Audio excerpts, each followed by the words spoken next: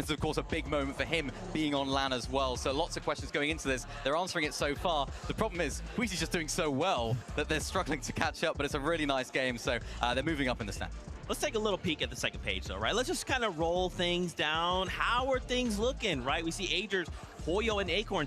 What's crazy is I kind of didn't expect to see them this high up in the leaderboard, right? They're kind of lurking in the shadows. We haven't quite seen them have the game we're like used to seeing on NA, but we still have 2 more games left to go on the day, so maybe they can piece something together. A good time to try get some momentum. I feel like at competitions like these, when you start slow, you almost are out of sight, out of mind, right? These guys now, if they can sort of creep their way back in towards that sort of top 8 range going into tomorrow, they're still going to be, maybe not a good shot for contention if Queasy keeps playing like this, but they're still going to end up, you know, put themselves in a position to end up way up there in the leaderboard by the end of game 12. Yeah, and they have the firepower, right? We talked so much about their drop spot at the beginning of the show, how powerful that really is. Of course, the team as a whole, the way that they can play, we know how well they can play end games as well. So all it takes is just 1 or 2 things to go their way. We all know about how good Hoyo is when it comes to those end game clutch situations as well. And I think maybe a little bit of the pressure aspect was coming into it, you know, walking out in front of this massive crowd, chanting your names. It can be difficult and it can be really, really tough to adjust. And I'm telling you, man, well, we'll save that for later. You heard that bus horn. It is time to get back into game with only 2 games left to go. How do we position ourselves for day number 2? It is time for game number 5 on the day right now.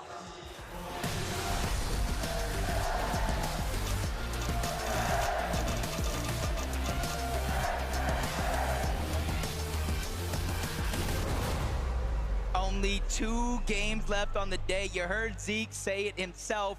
And that just means time flies when you're having fun. One of the best events I've ever been a part of in person. And honestly, it hasn't disappointed so far. Queasy just lighting things up, back-to-back-to-back wins. And honestly, these contested fights have been telling a lot of how the game goes. And we're finally going to get a taste, too, of some different scenes here at Kappa Kappa Factory. Seti, Panzer, Yapko, they've been putting on quite the performance today, Jacob, but it starts with this off-spawn battle.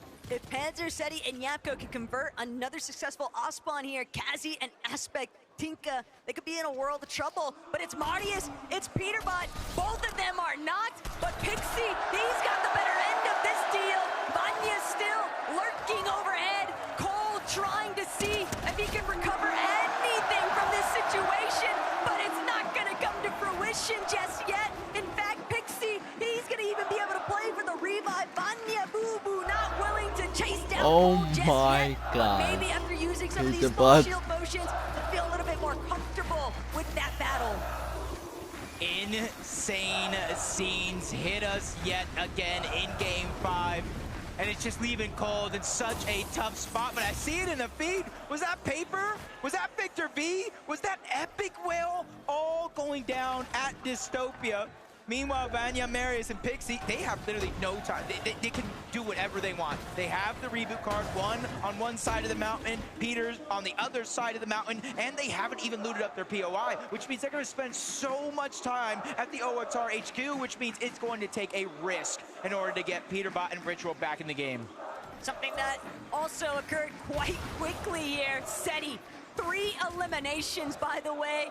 We didn't get to see exactly where it happened, but we know that they've been having a lot of success here at the Kappa Kappa Factory, and there's more trouble still stewing. A look back into Rangers Ruin. We know so much about this Osmond battle, and Chino opening up big time, but Chicho thought he was going to be able to 180 that occurrence. Still, Tayson from behind manages to knock Chino, but this is just messy right now. Still, the big day holding it down. Pablo, though, still trying to see if he can punch his ticket in this lobby, and he holds it for his team. A big win in that 1v1 against Tayson, but the team that has been putting on a show since game 2, in game 3, and in that last one as well, back-to-back wins, and you can see their first team to win 3 consecutive games at an FNCS LAN.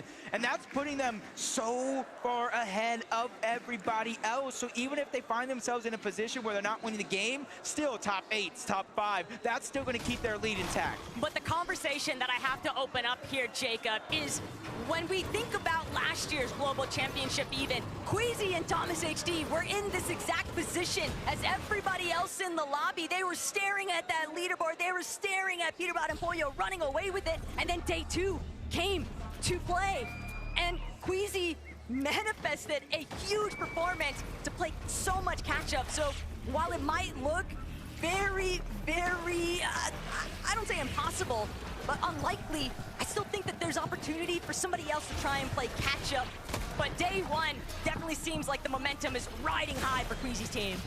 Everybody else below Queasy on that leaderboard just has to keep it respectably close and regroup for tomorrow. As Gino, Pablo, Prodoxy, even though they win that fight, one team has already moved over. And you can see in the minimap, another team, King Phaser and PH Sin, they're trying to make their presence known. Madim Buriuriru and Wixie are there as well. These are our 3 teams from 3 different regions trying to lurk and make Rangers ruin their home. As Wixie's gonna get to 3-2-1, and he instantly goes down. Brazil strikes quick. Zero chance to even try and close that wall lock. And that is a painful way to go out, but King Phaser fully on the come up here. Gino, Prodoxy, Pablo, they can hear those shots nearby. They know that there is another party rolling into the vicinity. Still, they're locked down. Mirim, Buiriru, 2s in a sea of 3s, and this is not the spot to be, but they don't really have a chance to get out just yet. They need Gino, Prodoxy, and Pablo to fight against Phaser, King, and PH Sin to see if they can maybe slip away.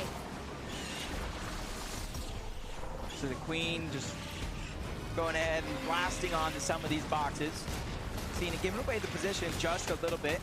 King, Phaser, they know they're there on the other side, but they don't know exactly where they're located at, which means PHN is just trying to get some high ground, some elevation, that eagle eye view so he can look over the land and figure out where everybody's at, taking their time.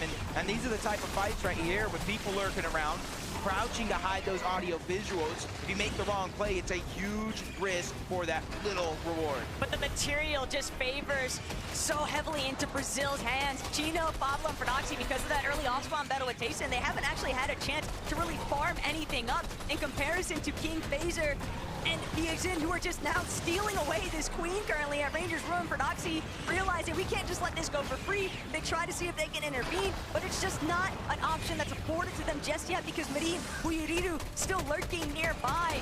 It's not a favorable option, and they know it's likely best to potentially disengage. Yeah, and you can see it because they have control of the high ground and the whole outside. They're starting to target down that Queen. As you see in the feed, the cleanup is complete. Cold goes down, and another 0-point game for what was looking like the most dominant team coming into this event. A huge wake-up call as they're in 30th place, but for Vanya, Pixie, and Marius, that's just one step closer to that first place spot. And for Vanya, Pixie, and Marius, they don't want to lose sight of the primary objective, and that is just to keep securing these strong end game placements. Every little bit counts if you're looking to try and play catch up to Queasy at this point. And Jeff, Frieza, and Mr. Savage, another team where there's been so much praise on Chap's shoulders, and for good reason. You could even argue that if it weren't for Chap, Mr. Savage and Reason might not even be at the Global Championship right now.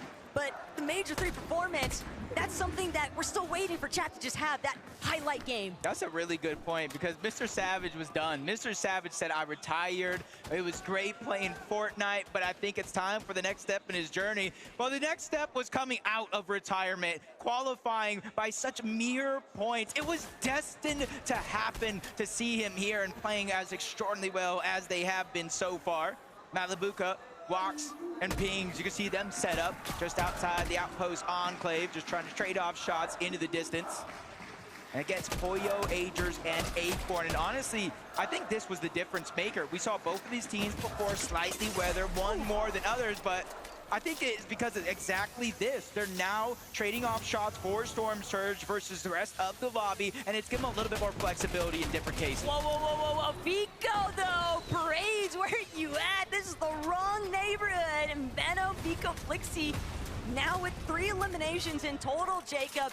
this is much more room to work with than what they've been afforded, and especially considering that Coyota eliminated Veno very early on, but still, Vico, Clixie cover the situation, and now look what Veno's able to accomplish. A Minish clean wipeout there by Veno. I think Veno needs to keep playing like he has a chip on his shoulder, almost something to prove. The contested drop is not going to be easy for anybody, but if you can find a way, come out and have games like this and really make them count, like we kind of saw between Tayson and Prodoxy to start the day in games 1 and 2. Just got to be able to keep that momentum up.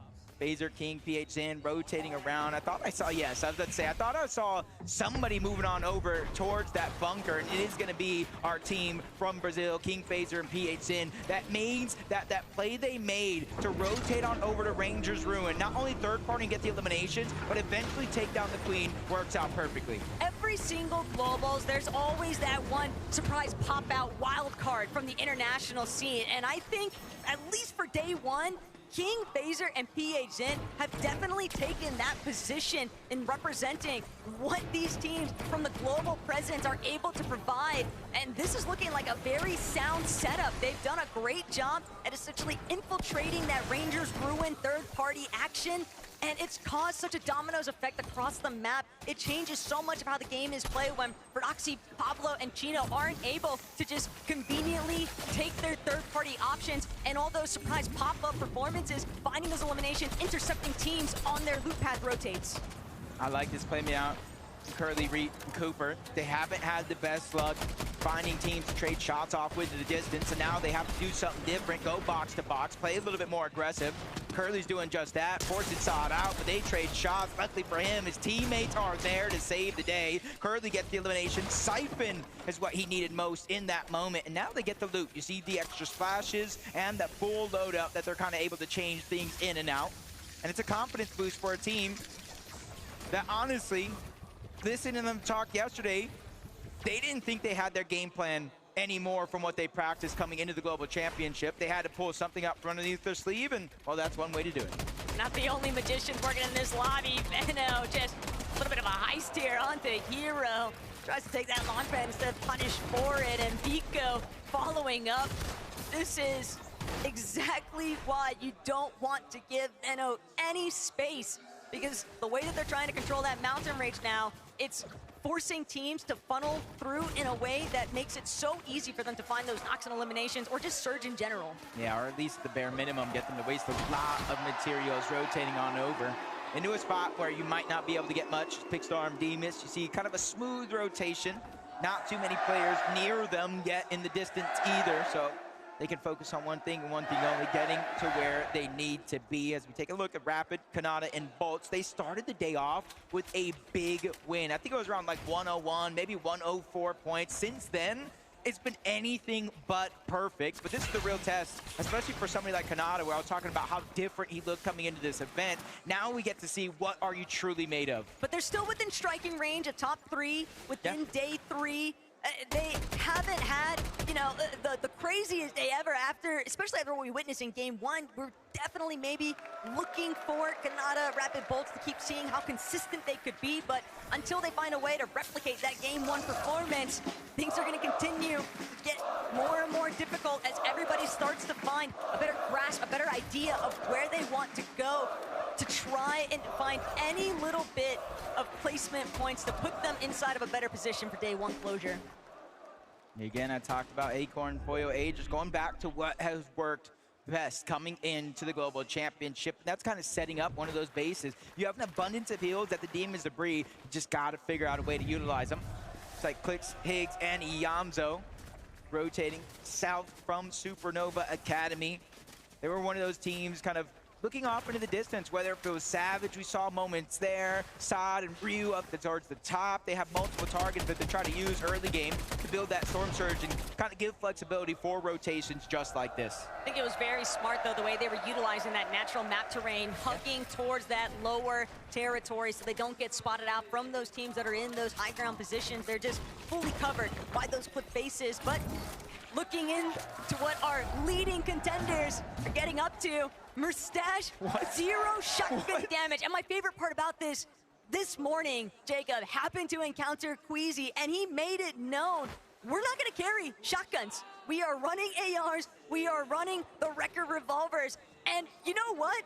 With what they're doing, with the way that they're playing height, they're not giving anybody the luxury or the option to even try and challenge them on height. They don't have to do anything up close and personal, because if it does come down to that, they still got those record revolvers to work with, which is basically just a pistol shotgun in the first place. How do you win back-to-back games with 0 shotgun damage? I am blown away, but that's a testament of how good they are actually playing, and the consistency is out of this world. They jump on over Kadu, Striker, and Tisco. They were so close. They had the high ground in some of our previous games, but now they need to fight out of this mess. For Doxy, Pablo, and Chino, they're the ones on the other side. They're the ones that are putting down that pressure and not really backing down. You can see the triple weapon loadout for multiple of these players as well. They're ready to fight, and they're ready to fight big. But Chino and Pablo, they're really looking like they're starting to find their rhythm in this lobby. They love just getting so fraggy with it. It's going to be a little bit of a hold, though, by Striker, Kadu, and Tisco, while Fordoxy takes this opportunity to heal back up. A little bit too pinched there, but Chino, he just keeps battering away at Kadu, Striker, and Tisco, and that knock now means a separate approach. Fordoxy on the flank, Chino and Pablo on the front side, and Striker doing what he can to try and hold things down, but the walls are just so difficult to break through. He's hoping to find some form of an edit, some kind of right side peek. Striker, though, no shield. Pablo, Chino, Fordoxy, they are fully in control of this. That is until Pablo realizes it's Curly, it's Cooper, it's Reed right behind them. He doesn't have any options. They've just got to reconvene with each other. For Reed, Cooper, and Curly, there's no time like the present, and they're really trying to make these little seconds count.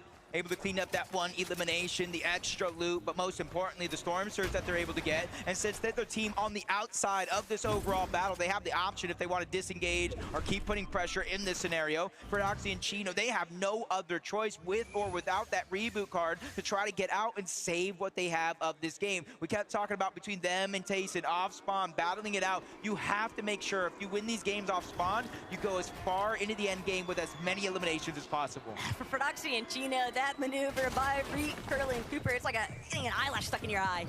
Just so annoying, but what can you do? Just the nature of the game here.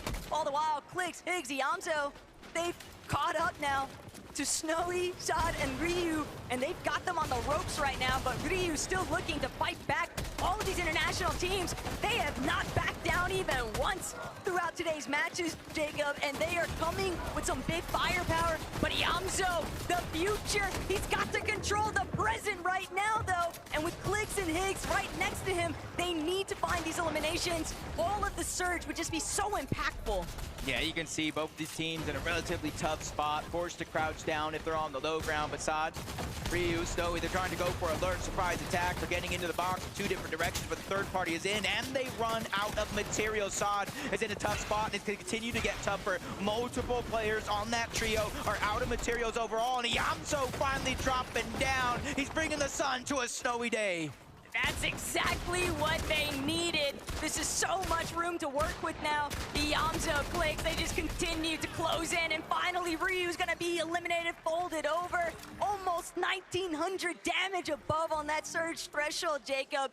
Perfect placement for these guys to be now. Can they convert it to the end game win that they've been seeking all day long? Yeah, and you can see just like that with those eliminations, they move up into a top 5 spot on the leaderboard. One more elimination away from top 4. One more elimination away from that, from a top 3 at the Global Championship. This is only game number 5, though. There's going to be 7 more games. 1 more today, 6 more tomorrow before we crown our best in the world at the Fortnite Global Championship. And this could be one of them. Savage, Chap, and Reason. I was talking about Destiny. We just got to figure out if it's theirs. And Mr. Savage, a couple of medkits to boot. Chap, Reason. They've also got the geysers just in case they need that quick stimmy of HP 30 shot. But Yuma, Grise, Koyota, a little bit of a hiccup at the starting point. Still managing to try and make it work. But Jacob, all of these teams, there's like a certain level of paranoia that starts to enter the closer and closer that everyone becomes, especially because we just know the high ground is where nobody has been able to really look towards. And yet, one more time, we're seeing a zone pull right towards Fox Foxy Floodgate. And I almost have to, I just want to know, where is Queasy at? Because he's got to be close by. If I'm any person in this lobby, but Queasy, of course, I'm saying please pull north. Get away from these mountain ranges. Get away from that dip in Foxy Floodgate. And if you're a team that's realizing what's happening in this game, a very, very similar zone towards last game, you got to start to look at your materials. Do we have enough? If not, how are we going to get it? Some would say maybe a refresh, farming where you can if you're on the slow side of zone, but sometimes things like that aren't always possible. And you can see Pixstar and Demas in that exact situation. Even though they're 356 above the damage threshold, you're seeing the side that they have to rotate in, Taco, stacked like pancakes. It's just so impressive to think that this is a team, this is their first land, and they're not playing anything like it. But Mr. Savage, Chap, they've now got to see if they can pull together here. Reason with the double revive, they bring him back up into the mix, but they still have such an uphill battle to tackle here because they're so far behind. And look at all these teams that are piled into the zone just in front of them. That edge is going to be tough to break into. Yeah, and that's why you see Sphinx and them trying to be the trolls underneath the bridge, a little bit of a safer rotation. Talk about natural elements to try to use and crowd some of these shots. A 488, drastically below. Almost need 3 straight eliminations. Savage is looking, but he's finding nothing but the lobby. Back they go, and a huge boost right there for Muzz, Shadow, and Sphinx because they are relatively high up above, but it's the loot. You can see half of the fizz gone, half of the splash is gone, so that was a must. I think the bigger relief, though, for Muzz, Shadow, and Sphinx is that they know with Mr. Savage's team having been wiped, there's nobody behind them. So now they can push forward and just control that more uncontested area of the zone. Still need to be wary, though. Are catching glimpses of Kanata, Bolt, and Rapid in the distance. And of course, Swizzy, Queasy, and Merstache steadily starting to scale their way up towards an elevated position, but there's several other teams nearby that have the same intentions. Yeah, if you guys see multiple teams in the distance, you got Thunderbolt striking down, that Storm Surge. Even though Swizzy, Queasy, Merstache don't exactly know those teams are below it, they will hear the shields crack. King's gonna go down, but Poyo is the one that's potentially stealing away those points. And maybe even the loot as it fully gets cleaned up. Swizzy, Queasy, Merstache put the full target down on a PH-in. He's just trying to get some of that loot from his fallen comrade. Do Swizzy and Merstache ever miss? No. The answer's gonna be no. Okay, No. PH-in eliminated. Merstache with another one. But that's actually gonna be the first one of this lobby. They've just been collecting so many eliminations throughout today's lobbies, Jacob. It's almost crazy to think that that's their first, but Queasy could be in trouble. Does manage to break away from where Bolt, Rapid, and Kanata are at, but Kanata, you know that he's scheming inside of this middle section. He wants to maybe try and set up for a Brian on their back target, but they know there's another team directly underneath them. And it's gonna be School and Salco caught off guard. They're not gonna be able to make that transition. Art still trying to press forward, but he's stuck in the corner. Art trying to fight back, but there's nowhere left to run, and Bolt finds that elimination. That is a lightning strike if I've ever seen one myself. Bolt taking down all 3 players of the NA West Major 2 champions, Arksful and Salco. And the thing about Arksful and Salco, I saw it for just a quick moment, they were below the damage threshold as well. So their aggression, even though they are picking up eliminations, isn't working out as good as they hoped. But it's still a damper for Kanata and Bolt. Bolt's now losing all of his shields. Still, he'll have the opportunity to recover that, but it's the loss of Rapid that's really going to start impacting where Bolt and Kanata might end up here. Fortunately for them, Zone pulling a little bit away from those mountain faces, so as a duo, they can still look to break through the low ground, but Queasy, Merstache, Swizzy, Gentlemage going absolutely ballistic in this audience right now, and for good reason. Merstache said it, we're just gonna keep winning, and they've got 3 already at the international level. Jacob, a land historic event, and they're still looking to see if they can get more. We are literally watching the Queasy legacy in the making. Lemon said it himself. The last time Queasy won 3 games in a row, he went on not only to win that major, but win 6 out of 12 games. Something that has never been done on that region of EU ever before and ever again. And this could be that moment in history that you look back at when you talk about how great Queasy actually is. It is all because because People- of this, but there's still people so play many in threats Fortnite, in their yeah. path. They just have to look up. They It have to try to happens, go yeah, for high JD ground and stop the frame Opal. trade. Clicks, Higgs, and Yamzo, they have been known to do it on NA Central. They just Someone have to figure out how to shoot him do it here down. on the international stage. And they might have to deal with Pars, Baka, and Pump along the way. Yapko, Seti, Panzer, they've also done a rather excellent job at just maintaining consistent performances, and they're looking for yet another repeat here, trying to clear some space in that secondary height, but they know if they want their odds to turn this into a victory royale, they're gonna need more than just secondary height. Pump falls to Clicks. This is big time for XSET because they need to pop off here. Yeah, they truly are looking elite as a trio and taking the front side of the zone, something Yamzo knows to do best, but they have to be careful. Marius, Vanya, and Pixie, they're bouncing around with those crash pads, instantly climbing up that mountain, and that just means better positioning right away, and it gives them that luxury to look back, see all these other players rotate through. He's peeking through the stair. He sees Acorn, Agers, and Pollo, but it's not ready to go for it just yet, and nobody